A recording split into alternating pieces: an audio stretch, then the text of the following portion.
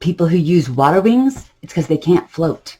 They don't know how to float on their own, hold themselves up, carry their own weight. And Aesop had an album, Float. The song Float on it. While everyone around me is slowly drowning, I float. And so this cat, he needs water wings. He's posing, trying to like make it seem like he's floating on his own.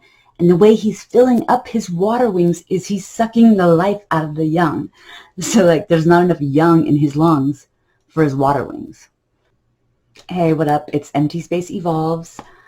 I was putting together this compilation of lines of Aesop's that I would have skipped over. If I had done an abridged version of the song, I wouldn't have kept that line in. And then like sometimes even a decade later, the line hit me to where it was the most moving line in that track from then on. As I'm doing that, I figured I was just going to start breaking down his first 8 bars. His first verse is usually some random childhood memory. It's him talking to himself, like working things out in his head. It'll be, some slang he had with his 4th grade best friend, or a fever dream he had. And then the second verse is the reality of it. Like, this is what's going on today, ... but it's connected to the thing that he cares about in the first verse. And then the third is his call to action. It's his like, hey, this is what I'm doing about it. If y'all are down, come along. But so I figured the challenge of doing the first 8 bars would just be like, instead of choosing my 8 favorite lines from the song or whatever, I would just do the first 8 and see what's up. So none shall pass, the first 8 bars. Flash that buttery gold, jittery zeitgeist. Where like, not only does this person have gold, but they're flashing it, which is like a whole other different type of personality. And then gold too is buttery. It's soft. I always thought it was kind of like worthless and didn't really understand why it was like the type of currency that would last, because you can't like build a house with it. You get stuck with it. It's not really like functional. I guess it's conductive, but they didn't know that then. So, and then they're both yellow, gold, butter. Getting the butter, baby. And a jittery zeitgeist is like the perfect emoji symbol for a time, like the mood that was in a certain culture at a certain period of time.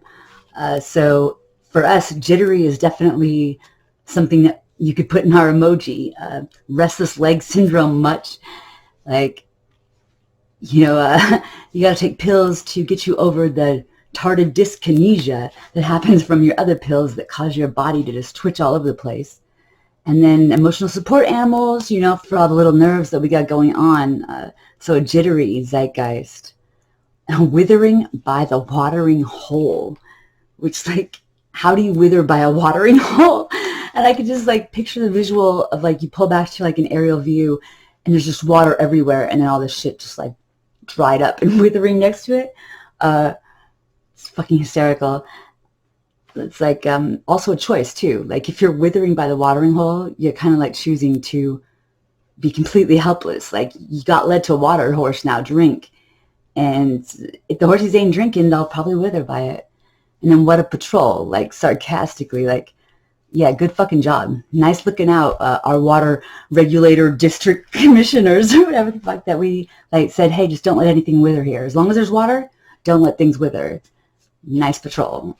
And then what are we to Art Huckabee? Art Fuckery Suddenly? Well, there was a show on at the time, Mike Huckabee. It was on like Fox News. And there was also I Heart Huckabees, which was about like people in existential crisis that they don't know how to deal with something that is like they find morally wrong. So what are we to Art Huckabee? Tell us, feed us all these things that we should start giving a shit about, because art fuckery is not something I'm down with.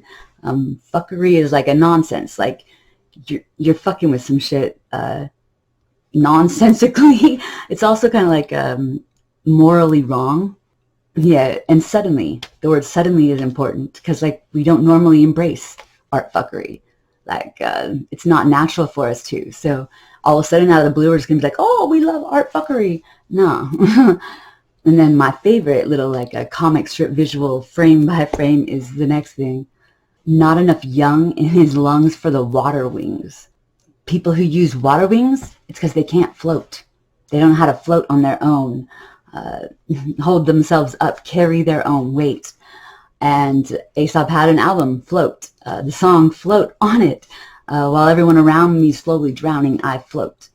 And so this cat, he needs water wings. He's posing, trying to like make it seem like he's floating on his own.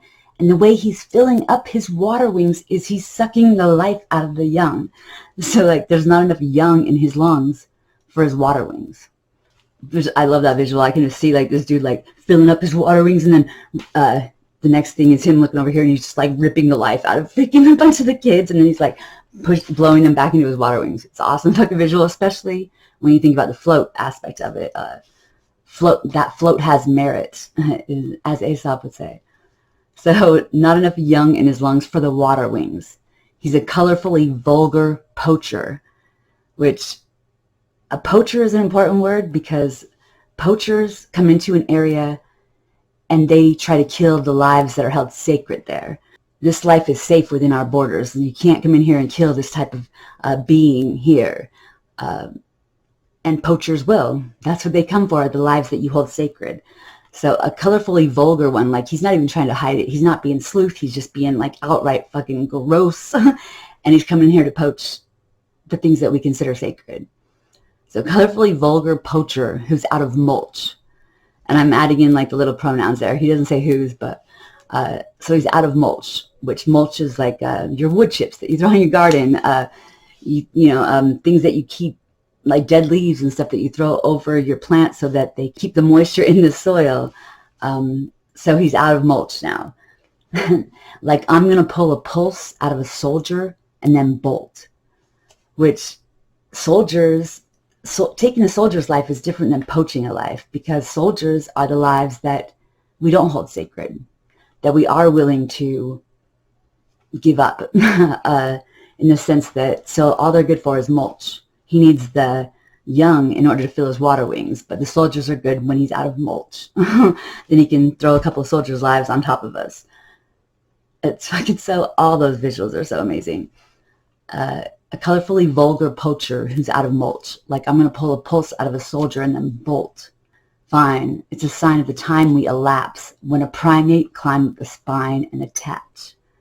Which is like the monkeys are done waiting, or the monkeys are done with the nonsense. They're like, hey, you've had your turn, get out. They have now become more worthy of the spine than we have. They realize that, they're not, there's no more progress being made. We need to take over here. But here's Aesop saying it. Flash that buttery gold, jittery zeitgeist with about a watering hole. Water patrol, water we the heart, how could be art fuckery suddenly? Not enough young in his lung for the water wing. Colorfully vulgar poacher at a mulch, like I'ma pull a pulse at a soldier and bolt. Sign of the time we elapse when a primate climb up a spine and attach.